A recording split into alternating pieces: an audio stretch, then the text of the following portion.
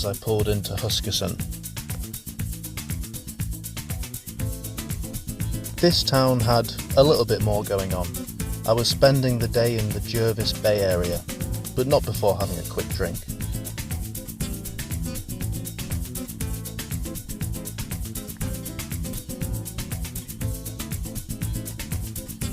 The whole place was full of beautiful white beaches. This one didn't have a single other soul on it. I wondered why.